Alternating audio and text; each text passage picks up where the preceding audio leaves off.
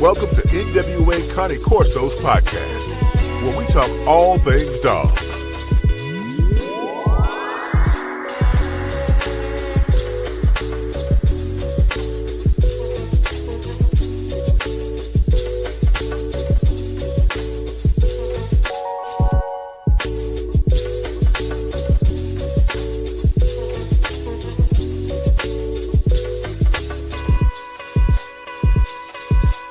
True champion, and they make me the underdog. I'm gonna show them all they're wrong because I'm the champion. I'm the real champion. There'll never be one like me.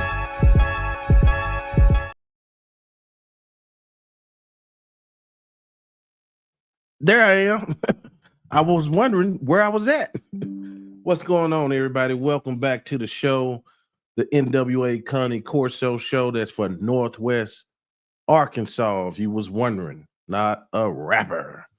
But anyway, if it's your first time, this is an all breed dog podcast.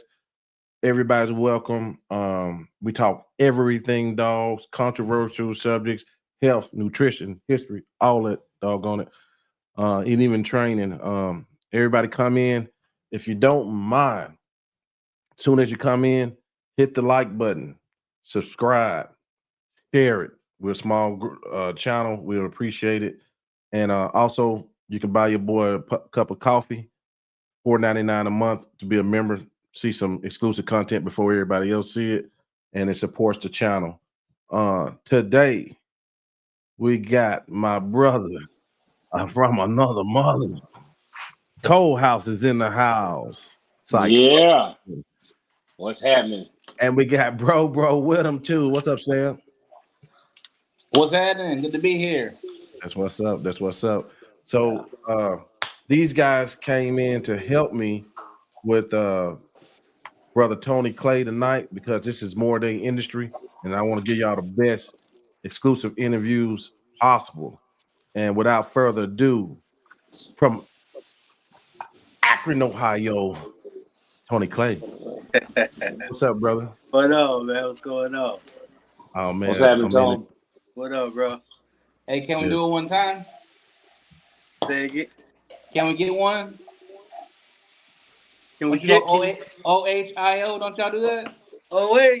Yeah. IO. Yes, sir. Yes, sir. You got it. Yeah. Yeah. That's what's up, man. Hey, we glad to have everybody here. Let's just do a brief introduction. Cole House, let's start with you and then work with bro, and then back to Tony, so people know who we are. All right, I'm Cole House.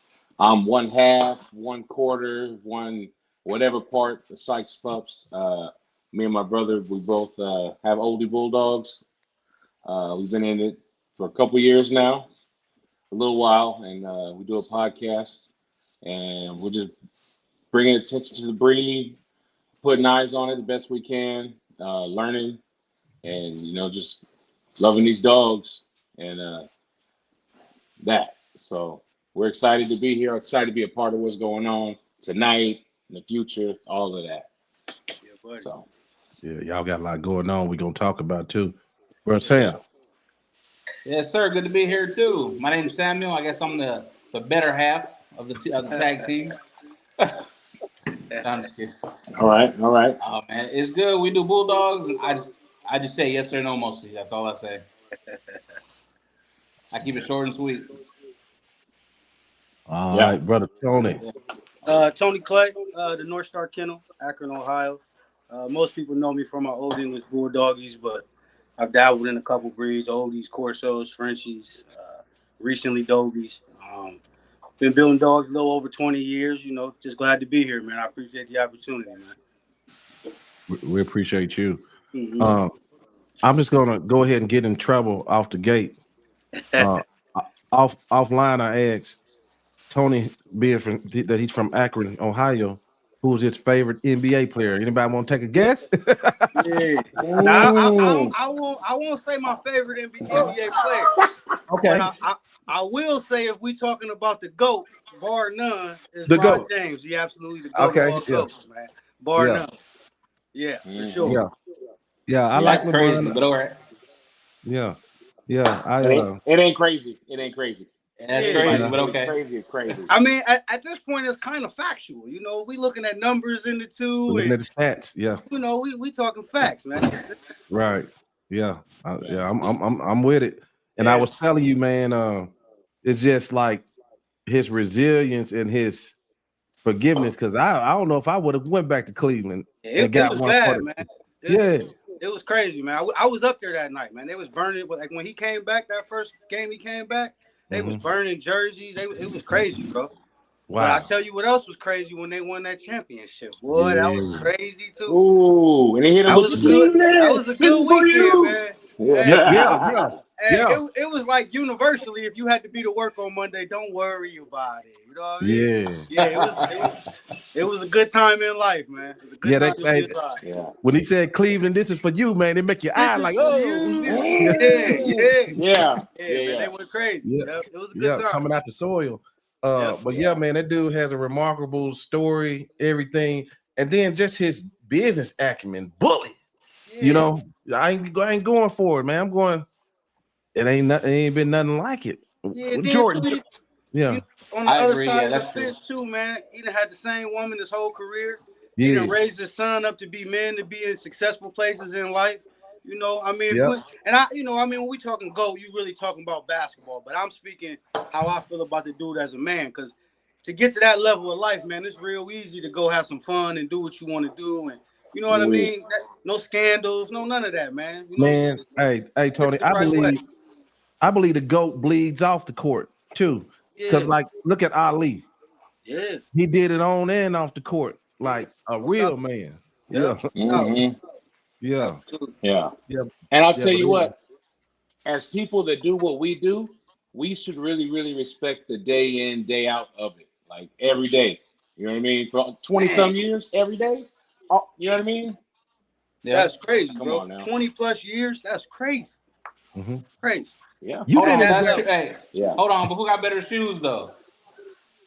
Okay. I All right. mean, Am I gonna buy some Jordans or am I gonna buy some Browns? I'm probably buying the Jordans. You know, Yeah, when Yeah. you say he a better shoe salesman. I'm probably buying the Jordans. You know, you say.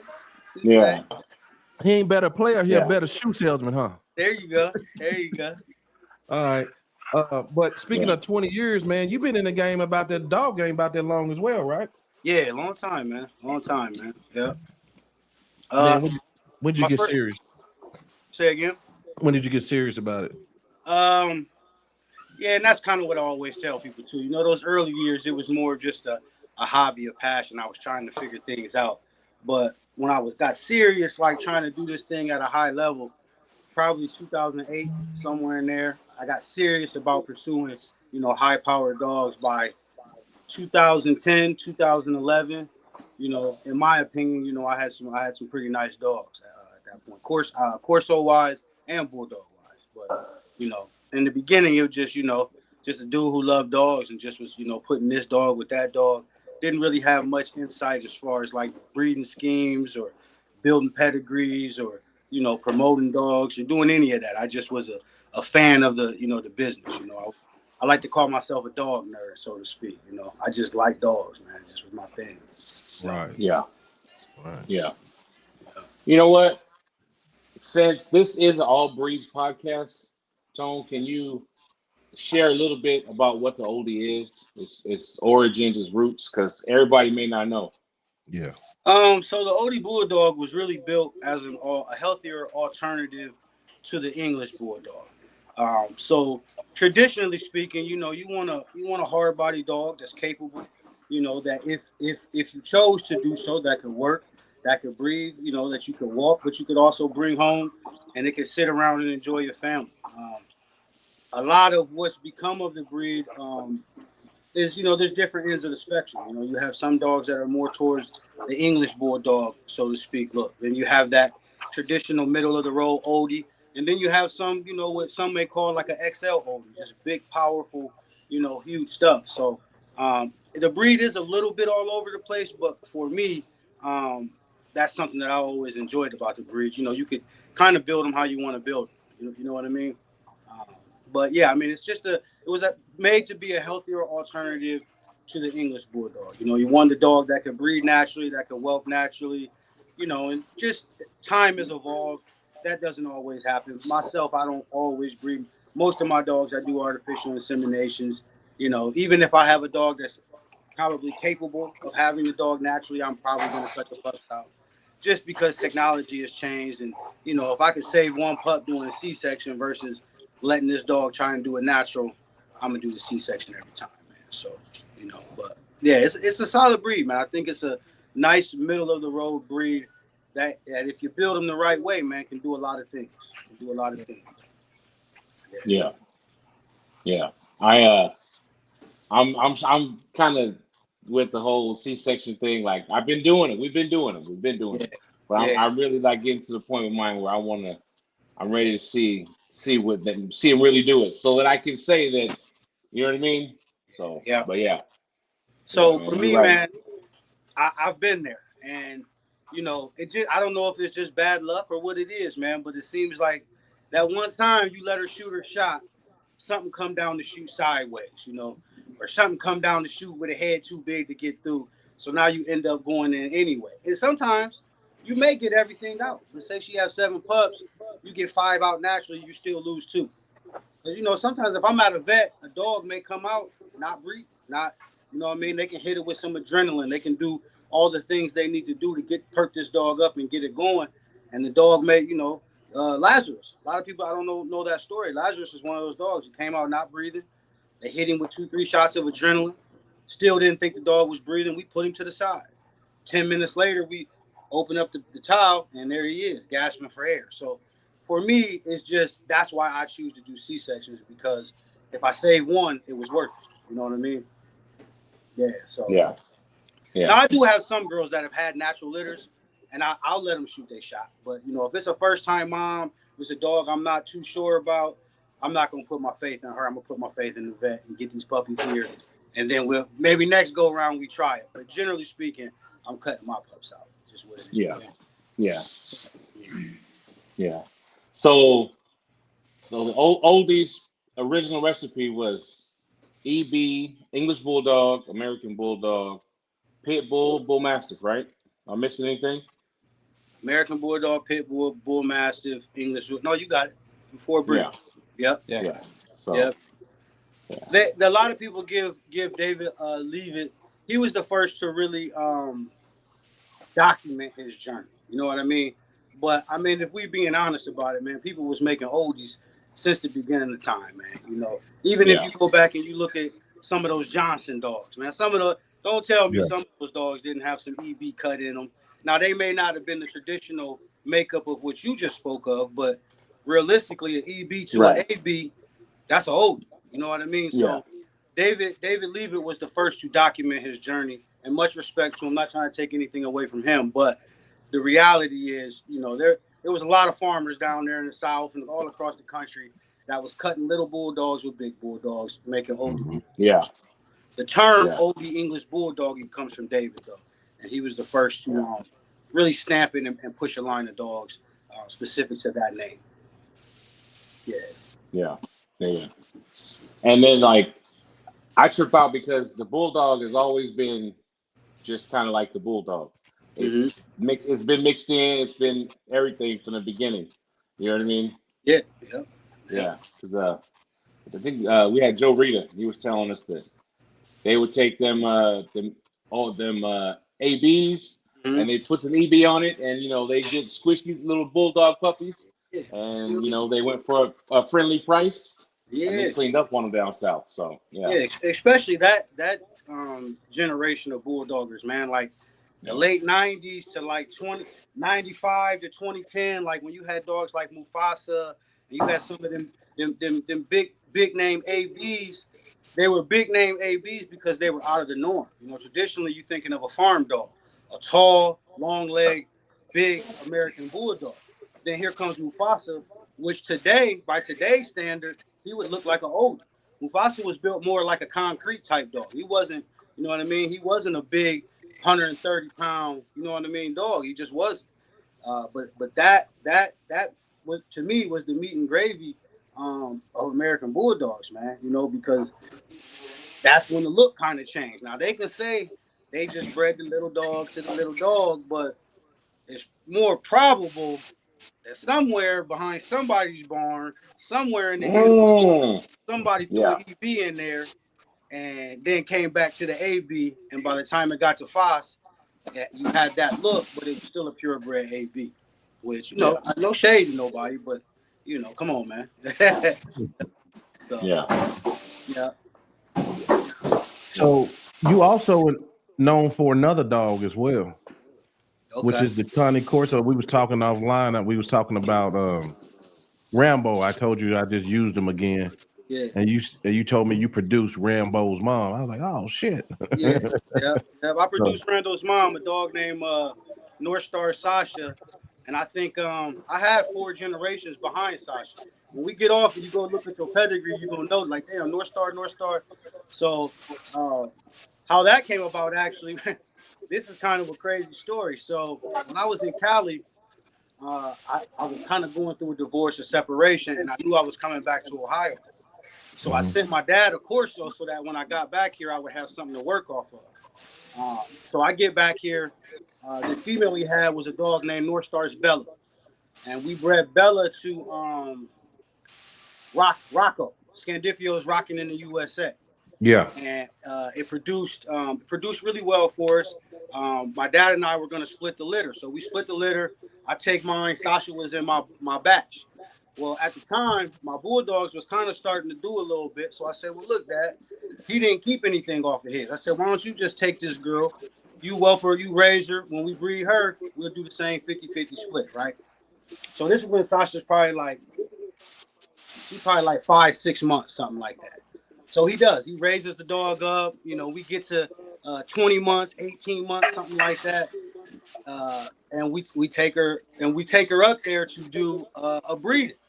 Now, unbeknownst to me, he been talking to Bulldogges and Scandi about buying the dog, but he never said nothing to me. Like, I had no idea that this was on the table, right? I mean, we progesterone her. Today's the day she's ready to be bred.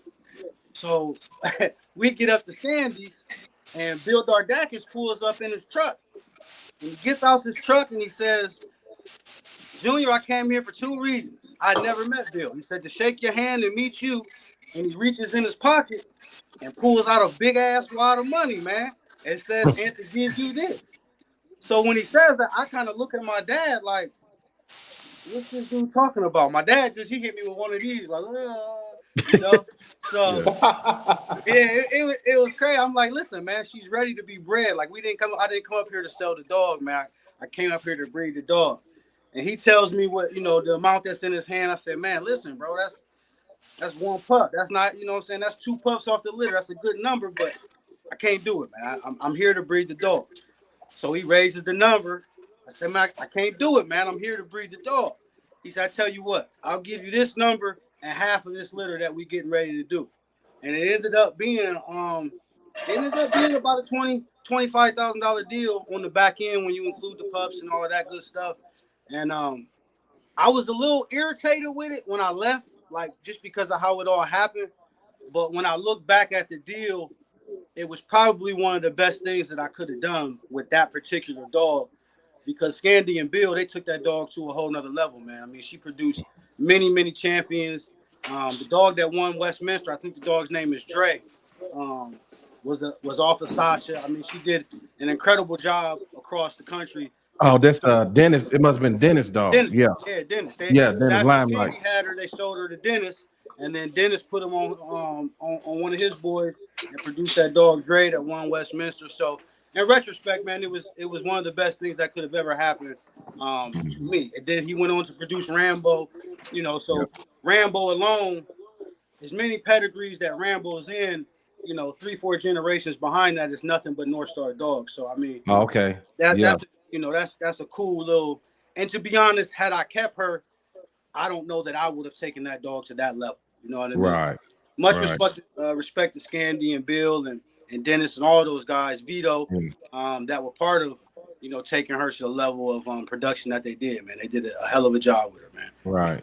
And we were discussing that Rambo is with my cousin now. Lamont and La Potenza. Everybody know him on it. He frequents this show quite well occasionally. So yeah, that's cool. That's cool to know, man. Yeah. No, it was cool, man. Yeah, Scandy good peoples, man. Scandy good. People. Yeah, he good. Yeah, he good. Yeah, sir. Cole House, Sam, y'all got anything for him?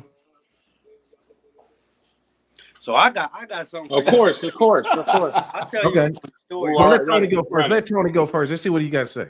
So this is how I actually met Scandy. All right. So, you know, like I said, man, coming up, man, when I first got into these dogs, I was real big on just back then. The internet was a big thing. Facebook really hadn't taken off yet. So everybody had websites. So I would just go to people's websites and just study their dogs. And there was so many breeders across the country. I knew all their dogs. I knew all their breedings. And Scandy was one of them, right? So now that's probably, I mean, far back as 2027. This is back when he was rocking, when he was pushing, what's the dog's name? Kato. Man, what's the black male that was the Armani son? I can't think of the dog's name, but this was many years ago, 07, when I got hip to Scandy. So when I'm in California, I'm at work, man. I'm sitting at my desk working. Now at this point, though, my oldies have kind of taken off a little bit. Excuse me. I'm making a little bit of noise with my oldies, but you know, I'm not, you know, nothing big, but I'm making a little noise. So I get a call, and I'm in California. The call comes across. It says Tony Scandy, Youngstown, Ohio. So I answer the phone like, hello. He's like, hey, what's up, T, man? This Tony's. I'm like, man, get the fuck out of here. I'm at work, man. I thought somebody was punking me, you know. I hang up on him, man. This true story, man. This true story. Yeah. So he called me back, and he's laughing and shit. You know, he's like, excuse my language, man. He's laughing. No, he's like, no, listen, T. This is really Tony Scandifio, man. My nephew's trying to put together a Olde Bulldog program. I've been researching some of the, you know, kennels out there. I think you got some of the nicest stuff I've came across. I'd love to have a conversation with you about it. And so, you know, we talk, and I say, look, man, I'm at work. I tell you what, though, you give me a call this evening, you know, we can dig into it. And for about a week and a half straight, man, every night, him and his guy would call me, and we would just talk through it. They would tell me what they like. We spend an hour or two just talking through dogs, man. And I ended up selling his nephew a red brindle boy off of my boy, off of Rev. And that's where me and Scandy kind of connected. And ever since then, man, yeah, that's Armani right there. Yep. Yeah, that's Armani right there. Yeah, that's Tony Scandy, y'all. Y'all go tag him, tell him he on TV. yeah. No, we laugh about it now, man. But it, you know, back then, you know what I'm saying? I just couldn't believe that he would be calling me. You know what I'm saying? I thought somebody was punking me, man. So right. We laugh about it now, but that was how I met, bro. We just, you know, we've been locked in ever since, man. That's what's up. What's up. Yeah. Cole, how you there? Now, okay. I'm here. Okay. So for the people that don't know, because once again, this is All Breeds podcast. I'm with you. The oldie people know.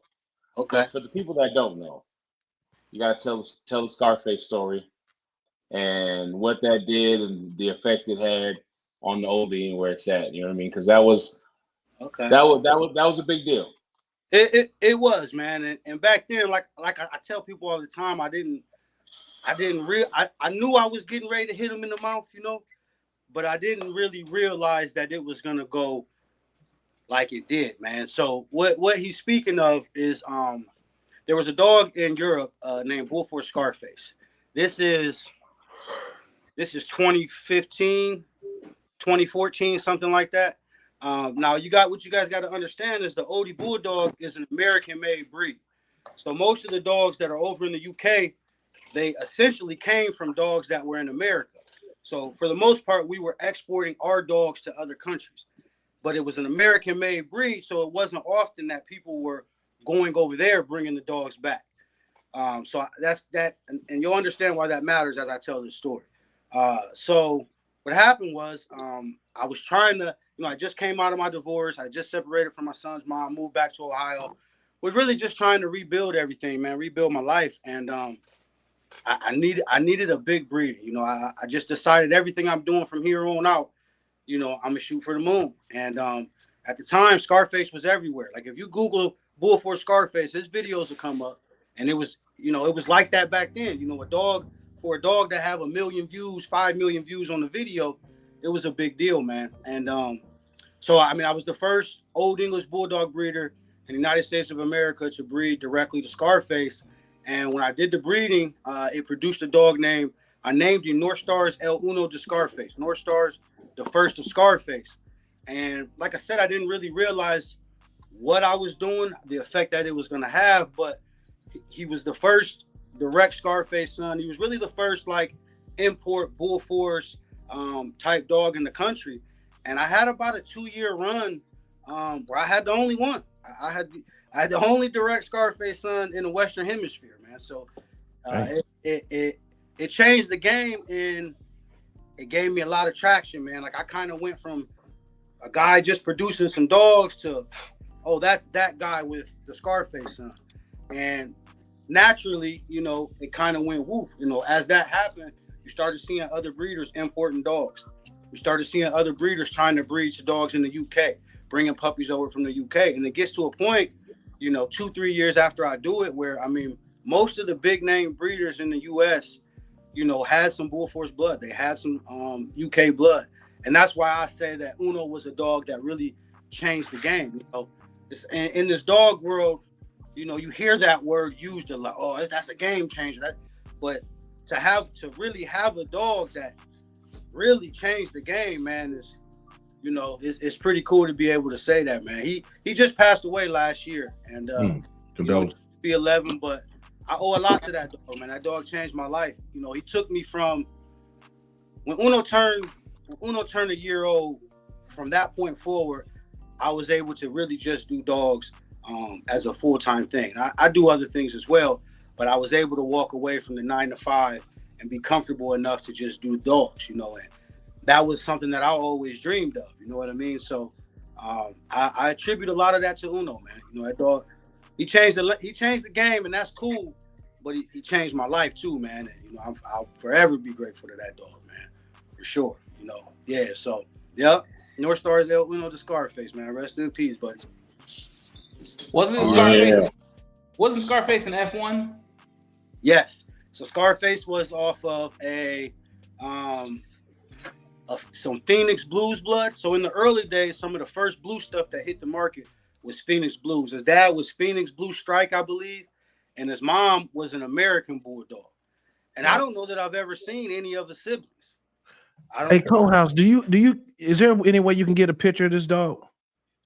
Yeah, I put it in my. It should be in the background. Is it? Oh, I see. I didn't see it behind. at first. I didn't see it. Okay, there it is. I'm sorry, bro. All right. There you go. All right. There you go. Yep, that's Scarface right there. Yeah. And, Yeah. Even to this day, man, I think Uno was born the first direct Scarface son, and when he passed away, I believe he was the only Scarface son in the United States as well. And then I doubled down on him and produced a dog named Northstar's Hitman, and it was a half brother, half sister breeding. And I think most of his life, I think his entire life, he was the only double bred Scarface male in the United States as well. Oh wow. Yeah. Yeah. I think that's that helped me a lot. I always tried to make what no one else had. You know what I mean? I didn't want to breed to a dog that had been used 1,000 times and he was a hot dog. I wanted to find the dog that nobody had used, and make a monster out of that dog. Not to say that Scarface was that dog, but why it worked was because no one else had it here. You know what I mean?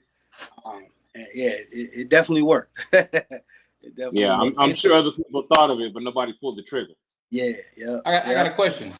Mm-hmm.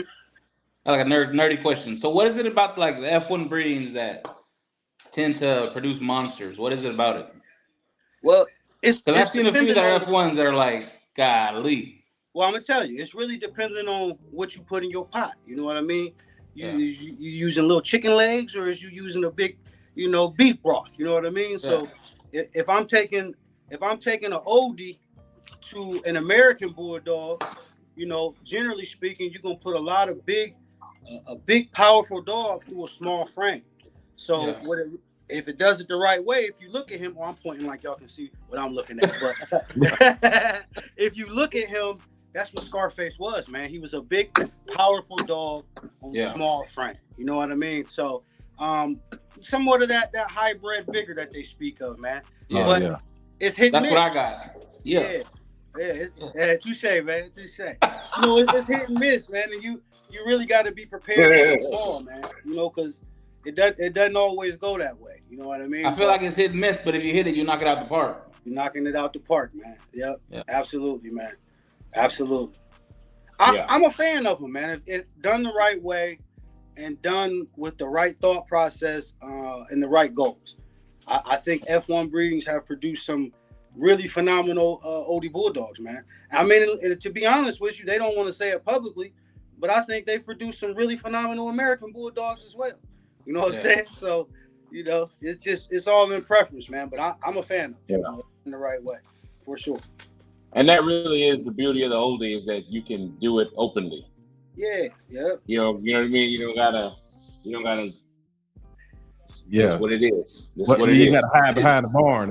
what he Right. said. Right. Yeah. Right. But you know, because that's what they was doing, man. That's what they was doing, man. You don't have a dog that looks the exact same way for 100 years, and then all of a sudden in 2 years doesn't look like it's looked for the last 100 years without bringing something else in, man. It just that's just how it goes, man. You know, and like a lot of breeds are having that. They got them Rottweilers now with the smush muzzle and all that craziness. That timid tour. That's what you speak. Timid stuff. You know, but I'm a fan of evolution, man. I like those timid tour dogs. I owned 2 or 3 of them before my Dobies, and I ended up placing them out when I got into my Dobies. But I think that's a great example of evolution, man. You know, breeds are gonna change, man.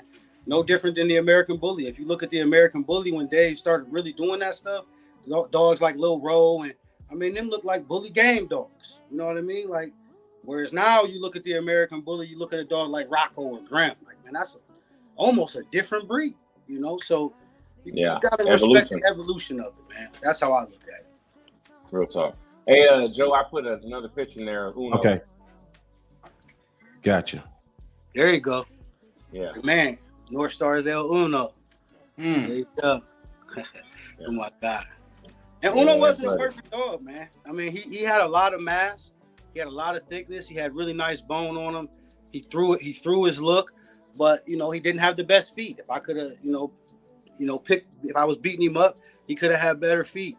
If I was beating him up, I wouldn't have minded another 2-3 inches on him, a little bit taller. Just cut the grass on number 3. You know what I mean? Straight. Yeah, man, touche. You know, I'm trying to get some lines in my grass, bro. I don't, you know, when you get older, that grass matter, man. I can't take it that way. Yeah. For sure. That dog's all shoulders and ankles. Yeah, bro. He really was. He really was. It's a nice dog. It's a nice one. And the headpiece, man. Yeah. Even if he wasn't a nice dog, he was mine, man. I love that dog. That's right. Really did, man. Damn. Yeah, and let's talk about Northstar, where it's at now. How far you come, how far you feel you come, and you know, I think I've you know, it's so natural to me, man. So it's just really a way of life for me, man. So I don't know that I ever really gauge it with that kind of thought process, but I think the reality is, you know, most of my pedigrees are nothing but Northstar dogs. A couple months ago, I posted a pedigree. It was a 5-generation pedigree. I think it had 20 dogs in the pedigree. I had produced or imported 18 of the dogs. So I think the biggest thing is, you know, at this point, I think it's an established bloodline. I think it's a consistent bloodline. I think when you see a Northstar dog, you kind of know, okay, that's a Northstar dog. But with that comes, you know, I've line bred so closely. Now I need to kind of go out. So where I'm at now is I really want to put a little more height on my dogs. I really want to put a little more leg on my dogs, stretch them out a little bit. So, you know, I don't think any program is perfect. And I think, you know, there should always be something to fix. You know, if I get to the point with my dogs where I'm like, all right, they're all perfect. I'm just gonna double down on everything and replicate. You know, I don't know that I'd want to do it anymore. You know what I'm saying? So, you know, for me, I think it's just about, you know, making the adjustments to the program, you know, and producing this next wave that I want to produce with the type that I have, you know, the bully features, the overdone shoulders with a little bit of height on them, you know, and really just kind of locking that in and keep going, man. You know, just keep going. That's kind of where I'm at. Yeah. Okay. Yeah.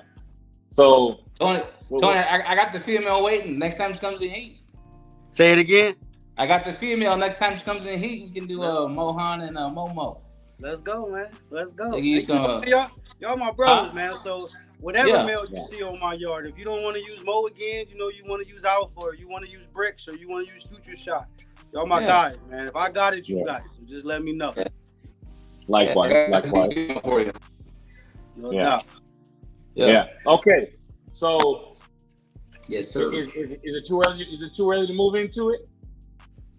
Hey, I'm here, man. I'm an open book, bro. Let's get in trouble. No. I wanna ask. I wanna know. We want to hear about your transition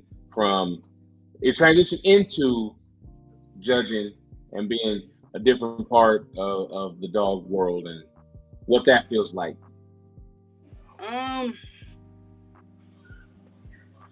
It definitely feels really good. I'll start by saying that. You know, last 6 months of my life, man, specific to these dogs, man, I feel like there's been a lot of respect tossed my way, and I feel like people are acknowledging what I've done over these last 20 years. And as somebody who never really did it, you know, for the kudos, the gratitude, the man, well done, to get it at this place in my life. You know, I'm 41 years old. I got kids coming. You know what I mean? It has really good timing, and I really appreciate it. You know, I think that the judging portion of it is kind of a full circle moment for me, man. I mean, with regards to just being a well-rounded dog, man. You know, I mean, I've shown you guys that I can produce a dog. I've shown you guys that I can eye a dog. You know, I've shown you that I can champ a dog out, grand champ a dog out. I've shown you that I can build these pedigrees, you know. But as far as being a well-rounded dog, man, you know, I think becoming a judge is kind of the last step for me, and just the full circle moment, man. And couldn't be part of a better organization in the IOEBA. You know, John and Cam over there are awesome people, man. They're doing an awesome job with the registry, trying to take it to new heights and bringing on, you know, accredited judges. And I think I'll also say that too. You know, over the last 2-3 years with this influx in with this influx in like fun shows and things of that nature, you see a lot of registries bringing on judges that, you know, really may not have the resume to be standing here judging my dog. You know what I mean? And I think it means that much more to be part of an organization that is really standing on the idea that the judges that we're going to bring on, as far, when I say we, I'm saying the IOBA, that they're going to bring on, you know, our producers, our accredited dog men and women, are people with a long line, a long resume of producing high-powered dogs, people that have produced champions, people that, you know, have taken dogs all across the country and campaigned. Right. To be in that company, you know, puts a little bit more respect on it for me as well, man. So to answer your question, man, it's a good place to be, man. I'm very thankful. I'm very happy to be part of it. And like I said, man, I feel like it's the full circle moment for me, man, with respect to just being a well-rounded dog, man. You know what I mean? I do it all. Yeah. So tell me just for a second about the Jamie Sweet of it all. What was that like? About the what? Getting to apprentice, whatever, and learn and see it from Jamie, like, because that was not just an average type of, you know what I mean? It was crazy, bro. And you know, it was crazy because I'm gonna be honest with you. I was a little fanned out, you know what I mean? And I don't really get like that, you know. She's talking to me, she's cracking jokes, you know. She knows some of my dogs, and I'm kind of like, man, this is fucking Jamie Sweet. This is crazy, man, you know. Yeah. But outside of that, it was really good to see it from her point of view, because she has such a wealth of knowledge, man. you know, some of the perspective that I was looking at it from, she'd give it to you a whole different way. Like, I mean, like we're talking about, you know, dogs, you know, that may be easty, westy, or hockey in the back. And, you know, whereas one person would just say, look at the dog straight on, she'd be like, look at him from the top. You see how he's popping on the right? And I'm like, no, I didn't see it, but now I do see it. Another one, and I got to shout her out as well, is Karen McCarty from Black Horse. I got to apprentice under her as well. And she gave me a wealth of knowledge. She gave me a lot of different perspectives and ways to look at it, and really ways to judge a dog and really put some pressure on them, you know, to make sure you're picking the right pick. But yeah, it was crazy to, you know, apprentice under Jamie, and she and I became really good friends. I just talked to her the other night. She called me, and you know, so that in itself is kind of crazy. And that's what I'm saying to you, man. Like, to be part of the judging circle and just be part of that level of the dog world is it's awesome, man. It really is. Where's Miss Jamie's suite from? Kansas. Oh, she's not very far from me then. Okay. MF and River. Yeah. MF and River, man. Yeah, not far from you at all. Okay, cool. She would be a great one to get on here, man. I need to. Co-house already told me about her. Yeah, he already told me. We'll do it if she want to do it. We'll definitely do it. She's probably watching, man. She's watching. I'll let her know. He's in the chat. She told me make sure y'all ain't cutting up. Watching. Yeah, okay. She's probably watching, man. That's what I'm saying, man. You know, to most people, Jamie's so humble, man. To most people, she a bull guy. You know what I mean? Look, there she goes. There she goes. There she goes. She a bull guy, you know. But when you get around her, man, she just one of us, man. You know. Yeah. She don't want you to. She just want to kick shit, talk dogs. You know. When we went down to the Missouri show, you guys were out there with us the first night, I believe. But the second night, we sat out there, me, her, and John, and she just told us old stories from the river, man. And and we just sat there and listened. Me and John just both like, you know what I mean? So, we was there. Out, man. It's a lot of tremendous women in these dogs, man. Yeah, for sure. A lot of tremendous women in dogs, man. You know. Now, this show y'all was talking about in Missouri, that's the one I think I missed not too long ago, right? Yeah. Yeah. See, me and Big Wheel, good friends. Okay. What Velocity Connie Corso? Yeah. Me and Big Wheel. Fire too. Huh? He had some fire. Oh, really? Yeah. Yeah. That man got a lot of history. Yeah. Oh, my God. Yeah, absolutely. Man. Yeah, for sure. Yeah. But go ahead, Co-House. It's a trip. It's a trip, y'all. I was gonna say it really is a trip to see people who've been in Bulldogs for years, and they all kind of spaz out a little bit when Jamie comes. Bro. Really? Yeah. I'm telling you, bro. Like, you know, you just kind of looking at her for a second, and she don't even be catching the shit most of the time because she's so cool. You know what I mean? No. She kept, and she just keep it moving. She was like, oh, here we go, boom. And she gone, you know what I mean? Well, I hope she didn't catch me, because I definitely had a couple moments, but, you know, it's, you know, like I said, man, it's cool to be in the presence of, you know, that level of dog people, man. You know what I mean? Yeah. Like, not just specific to her, but a lot of people that have came across the path over the years. You know, it's just cool, man, to be respected by people that you respect. You know what I'm saying? Right. So, right. Yeah, that's a lot. I know. I deal with that a lot because I haven't been doing. Me and my brother haven't been doing this too long. You know y'all turned up quick though, man. But because of the podcast stuff like with that, a bullet, you know what I mean? Right. To people to the moon. Yeah, to the moon. Y'all turned up quick, man. You know? Y'all turned up quick. Yeah. It does. Even with this podcast stuff, it does. Man, it does feel good. Like with like guys like Scandy, just all the breeders with 30, 40 years in. Got called by somebody today that's coming to the show. Everybody gonna be like, "What?" Yeah. But man, when they say you doing a good job and you ain't on here shucking and jiving and bucking and stuff like that and making a fool of us, man, it feels real good to get that level of respect because you know I'm a student in the game. Yeah. Oh, he spoke super highly of you, bro. He called me and I missed his call and he called me back again. So even somebody call you twice, you take the call. Yeah. And, he spoke super highly. He's like, Tony, you got to do this, man. He's a great guy. He's got a huge platform. You know, he really took it to a high level. He keeps it respectable. You know, he's not on here trying to create drama for likes. It's a ton of information coming off this board, like, or this podcast. He spoke very, very highly of him. I don't know if he's ever said it to you, but I'm telling you. Oh yeah, I know. Well, I know Tony. Yeah, he ain't gonna deal with you if he don't respect you. You know what I mean? Absolutely. But then now he's out with his own podcast, which you know, because when I first started podcasts, especially in the big dog world, it was more like a clown. It was more talking about people than dogs. Right. You know what I mean? It was so bad when I started.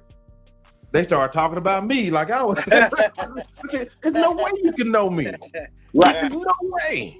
You know, so but we changed all that, bro. We did, in the big dog world. So yeah.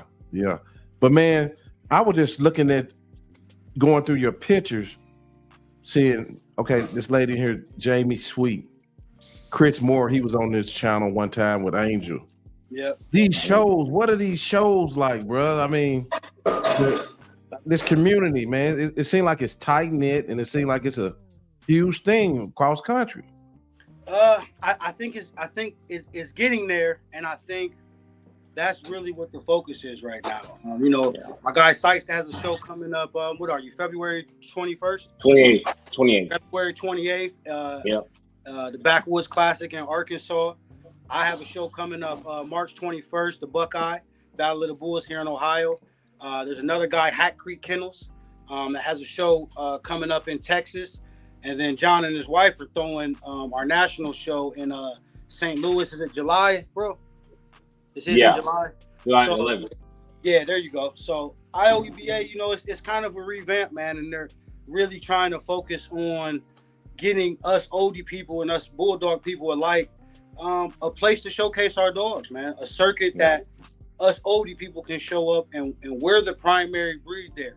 Because what it's been previously is we've been showing at the ABKC shows, which much gratitude to them and the forefathers that made that possible, that really opened that door for us. I'll say it, Chris Moore and Gina, I think they kicked that door in and gave the oldie bulldog a platform to show when there really wasn't one. And so, you know, I want to be clear in that, but I don't, no shade to anybody, but at the same time, we have a home, we have a registry. That our registry just wasn't having shows. And so they're trying to create a circuit for us where we can bring our dogs and we can be the premier breed at this show. So I think the beginning of next year is going to be a big push. I think there's going to be a whole lot of IOEBA stuff everywhere. And hopefully it just catches fire, man. It just takes off and, you know, it can come to fruition and continue to be the case over the next couple of years. Excellent. Yeah, it's exciting. It's exciting. The newness of it. You know what I mean? That's going to be. It's like an honor to be a part of that first go round. There you go. You know what I mean? Yeah. It's some pretty cool guys involved too. I enjoy hanging out with a couple of the guys that's throwing shows too. You know, they all right with me. Yeah. So Cole House, yours is in February, right? February 28th. February 28th. I'll be at that one for sure. I'll be there as well. Yeah. I'll be there as well. Okay. Let's go. Let's go. Now we talking. I didn't know I was on this quick. What's up, brother?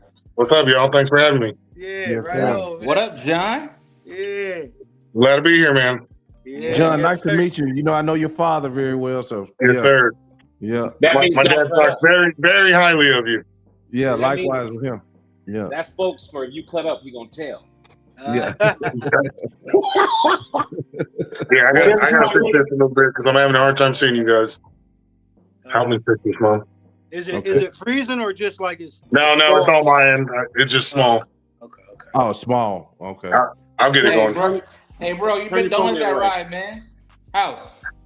Turn your phone the other way, John. Yeah, if I can't do it, John sure can't do it. And but look at the bottom bottom right hand corner of the screen. It's a little blow up. He kicked out. We'll see in a minute. Never mind. Let him do it. Yeah. Yeah. I'm glad you got him on here, man. Let's go. Mm-hmm. Yeah. Hey, what's John in Spanish, House? Juan. Juan, okay. Yeah. Mm. Yeah. Yeah, I'll What's be up? back in. It'll take Here me you a go. second to get back in. Yeah, there we go. There it is. All right. Can you see us, bro? Hey. Oh, Andy. My head looks extra shiny. Yeah. That's why you got to put the hat on, man. Yeah. You Hey, know, ball is brother. beautiful. You know Yes, what I'm it saying? is. bro. This head's too big for a hat, man. Touche. Yeah. What's that football helmet size? Double X? Hey, I'm not a Cardinal fan. This Big. is a hat I found my size. You know what I mean? Okay. Right on. Yeah. Yeah. So we're talking about shows, John. About the show culture we're trying to build. Yeah, man. I mean, I think Tony was the one saying it. I mean, this is the place for the oldies. So we're excited to kind of get it going, man. I mean, you guys got your shows going and we're really going to pump them up right after that. I think we're going to try to get them going again September, kind of take a little bit of break for summer and then kind of kick it off again in September. Yes, sir. And I think we're going to, on my show, I think we're going to change it up, change venue. We were going to do it at Perino Farms, and I could still do it there. I still got the date, but I don't know, man. I kind of think if we do it down the road a little bit, there's a place down the road. I just took some measurements. It'll be plenty big enough. It'll be kind of what we're trying to do, which is kind of the, family environment, be able to, have a fireplace or, like a bonfire after and just hang out and actually do the show, but then hang out and kind of, do the Bulldog thing after. Yeah, man. That'll be a good time, man. Yeah. Yeah. Because We'll see. That's still in the works. None of us are wound too tight and a bunch of retards, really. So it's a good time. I think it's a genius. And I mean, speaking Yes. for me, I'd much rather have, I think the confirmation, I mean, that's cool. You know what I mean? But, that after vibe where everybody's just hanging out, just bulldogging, man, talking shop. You know what I mean? Like, I think that would be an awesome atmosphere to have as well. Yeah. We really want that out of all our shows, man. I think, if you're going to make the trip, you're going to hang out, let's have a good time with it. And the show's awesome. Let's do the show thing. But a lot of times it could be kind of a factory and kind of, like real busy. Let's hang out. Let's do the show, but then let's also have a good time after. And during, of course. Yeah. Right.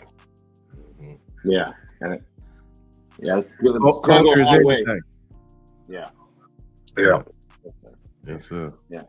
I know that at ours, we're going to mix the fun show into the regular stuff so that it does the day there's always kind of something going. Because if I'm being honest with the world, dog shows get boring. Yeah. But we're going to really lean into to mixing it up, getting other things going. So, and it's going to go a long way, I think. I just think, man, if you're doing like 8 shows a day, you know what I mean? Like you better pay attention to not miss your spot, and you got to be here and you got to be there 5 minutes later. And it's just like, it takes all the joy out of it. You know what I mean? So if we kind of slow down the pace a little bit, try to do 3 shows a day, maybe 4, but 3 shows a day, I think is really the number. We can kind of slow down a little bit, and then kind of your idea, Sykes, with the, throwing in the fun show in between. Those guys come out. Some guys just come for that. So, we could do a show and then right after that do a couple categories of the fun show and kind of let those guys get their shine for a little bit and then jump right back into the show. There's no rules to this, and that's what's kind of making it fun. I think we're gonna, be able to do a little bit of different stuff every show. So Yes, so sir. we'll see. Yeah. You guys hear me good? Yeah, we can hear Yeah. you. You hear my baby over there saying da da da da a million times? I just Wow. had my out here too. Don't feel bad, brother. Don't feel bad. There we go. Right. So, I think that it's cool that your show is going to be the first nationals of the reboot. You know what I mean? I think that having the atmosphere where it's a little more less formal. If that's the right way to say it. Yeah. I like that. I like it a lot. Yeah, and the thing with Perina, I mean, it limited us. We had someone wanting to do some obedience stuff, and then another group wanted to try to do some protection work and stuff like that, and we can't do any of that there. So yeah, it's a real nice facility, but it's also a limiting place. So I think if we do it here, it'll just be kind of more of a relaxed vibe and be able to do those other things as well.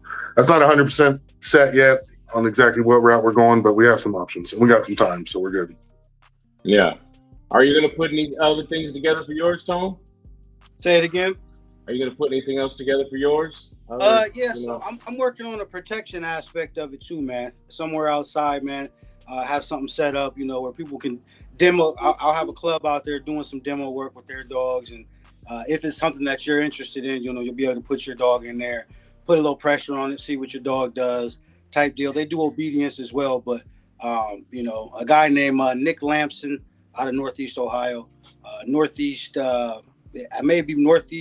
Working Dogs is his club name, but they've done some work with my Dobie boy Servio, and they do a great job, man. They got a couple dogs that are titled, and, they do it at a high level. So I'm gonna try and bring them out, and at the very least let them do some demo, do some obedience, so that people can kind of see, the difference that it makes, when you have that kind of control over your dogs, man. So you got Dobies, you got 2 Dobies, right?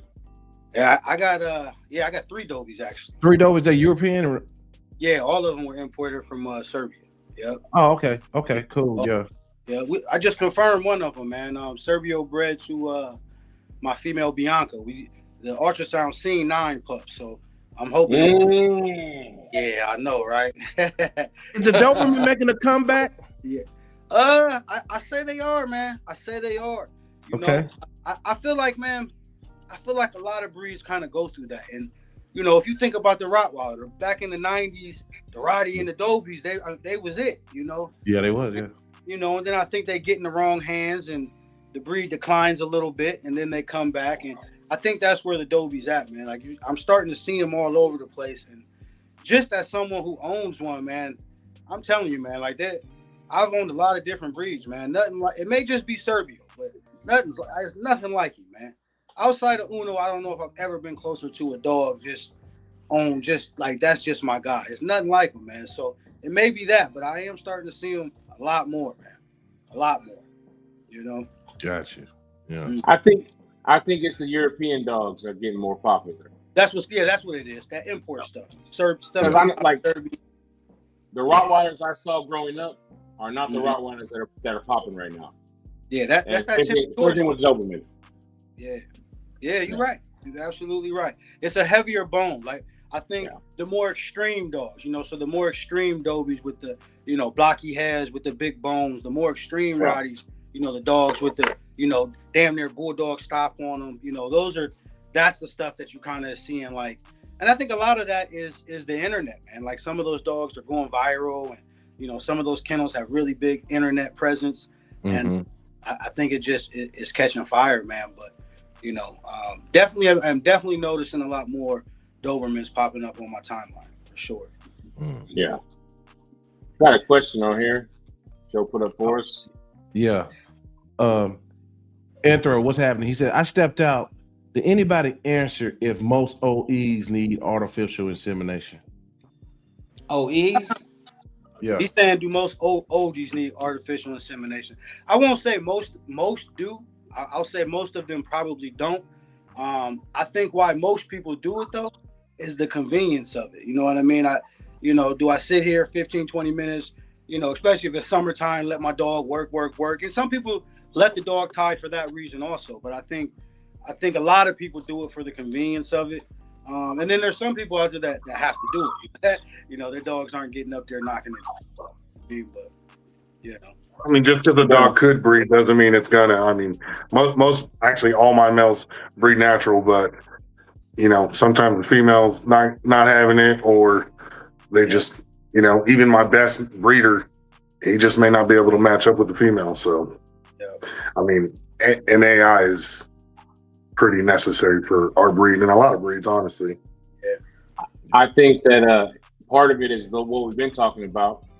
And it's that the world is smaller now, and you're not just necessarily breeding to the dog down the street. Yeah, you know what I mean. This last breeding we did was with my brother's dog, but before that, I've never used a stud that was local. Mm-hmm. You know what I mean? So of course if you're able to use whoever you can establish with and use it, that's just how you got to do it, But My brother's dog. Bob, Boogie Bob. Say his name then, man. Boogie. All right. Hey, bro, felt a little disrespected. I did, yeah. I talk to Cole House all the time, dude. He claims your dog, man. He claims it all the time. That's fine. Right. But and then this time, since Boogie is here, when she was ready, we did one AI, and then I kind of put them together after that, figuring if they did it, that's great. If not, we got it covered, and they did it. So, in the end, did I have to do it? No, but you know what I mean. So he got her natural. Yeah. Yeah. So, I mean, that shows. Yeah, they can get it done. It's just, is it always the convenient way? And like Tony said, weather dependent, because these dogs obviously don't love the heat anyway. So some of them just go. He'll go till he either get it or get him. They're going Anita. Hey, Anita. Yeah. Anita Jackson says, Tony Clay, your Doberman is a specimen to look at. Oh, I appreciate. Is that your aunt, co-house? Yeah. That's Anita. I appreciate that, auntie. I appreciate it. Yeah. Any questions before we wrap this thing up? Got Big John here. Any dates we need to throw out again for the public on shows, co-house? The rundown. So, okay. Ours is Arkansas Backwoods Classic. It's February 28th. It's right here in Searcy, Arkansas. We're gonna have confirmation shows. We're gonna have weight pull. It's gonna be celebrating the logwoods and what's local here. My man Joe's gonna come do the stream for us. It's gonna be a good time. Yeah. February 28th. Tony's got it. Mine is March 21st, 2026 in Canton, Ohio. The Buckeye Battle of the Bulls. It's gonna be 3 confirmation shows. We'll have a fun show as well. And then, like I said, we'll have some obedience and protection work on as well. It's gonna be a good time. I hope everybody from everywhere comes. And we do still have some sponsorships available. Best in Show, Best of Breed, T-shirt sponsorships, things of that nature. So if anybody is interested in doing any type of sponsoring, in-ring banners, you can reach me on Instagram, Northstar_Olde Bulldogges, and my social media on Facebook is I believe Tony Clay Jr. or the Northstar Kennels business page. So, right. Hey Tone, you said Canton, Ohio? Canton, Ohio, Hall of Fame. The Bulldog Hall of Fame? You know what? It's the Football Hall of Fame. It is. Touche. The NFL Hall of Fame is right down the street from the venue. Yeah.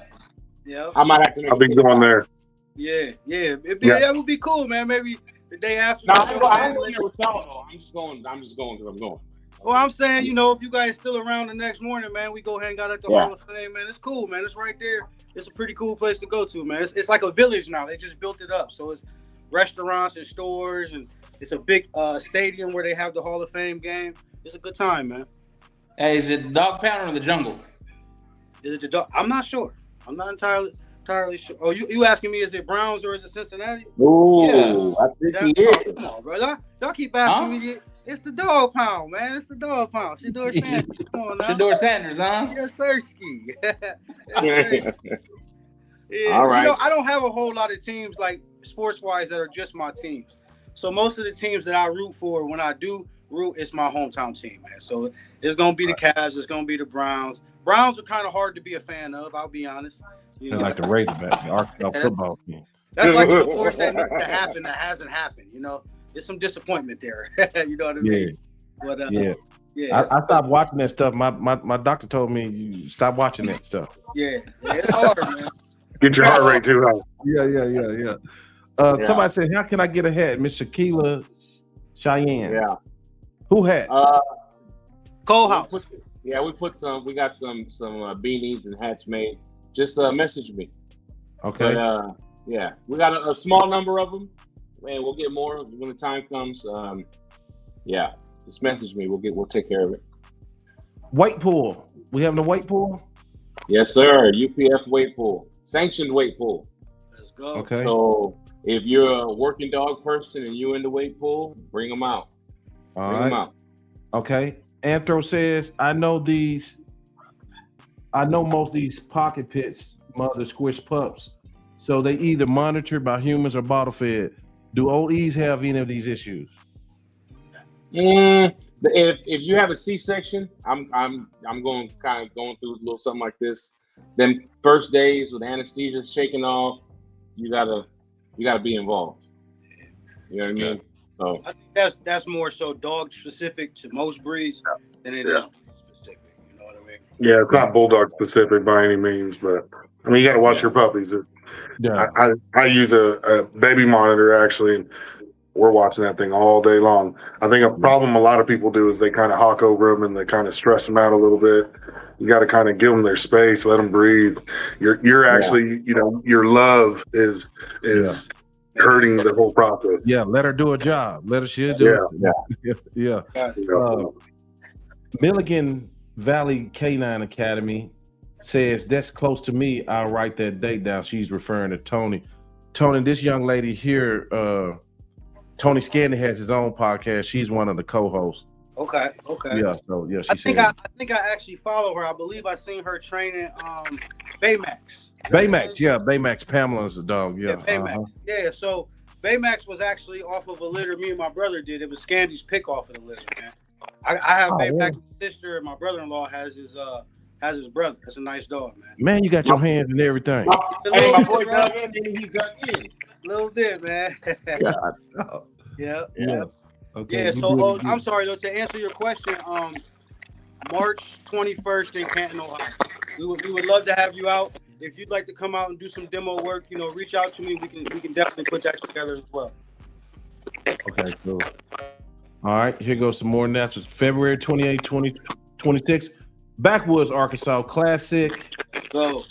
March 21st, 2026, Canton, Ohio, Buckeye Battle of the Bulls. Go. April 18th, 2026, Fort Worth, Texas, Cowtown Showdown. Creek Bulldogs. Hey, I may be biased, but my wife kills it. Man, she real? I was just about to say it, man. She really does. Yeah. Hey, everybody, man, like, share, subscribe to everybody on this chat. But make sure you share this video everywhere. Get on it, doggone it. Anything, hey, Colehouse, I'm gonna turn it over to you. It was a good time. I mean, I enjoyed myself. I love talking Bulldogs, and these dudes are really growing on me. Yeah. We talk offline a lot. You know what I mean? Right. Indeed. Big John, it's finally nice to meet you, sir. You too, man. This is long overdue. Yes, sir. My dad has a lot of love for you. I mean, he kept trying to tell me, you got to do it. You got to do it. Honestly, I'm not big on the video thing, but man, definitely nice meeting you. Hey, bro, I understand. Hey, look, I am not no camera dude, but I did it because I thought it was necessary, and I kind of, it's been like a therapy for me. You know what I mean? Yeah. You don't have to be the best talker. You don't even have to know everything. You just got to be real. You got to be honest with the people. You know what I'm saying? And give them something they can feel. Is that what I'm really saying? Yeah. I definitely appreciate you guys having me on here. Yeah. Okay. Tony, man, it was a great show. You got great knowledge, bro. I wish all you guys much success. I really appreciate it. Everything. Right on, man. I appreciate you guys having me on, man. I really do. All right. I really appreciate my brothers coming on here with me, man. So it wasn't such rapid fire at me, man. Y'all took a couple. Right.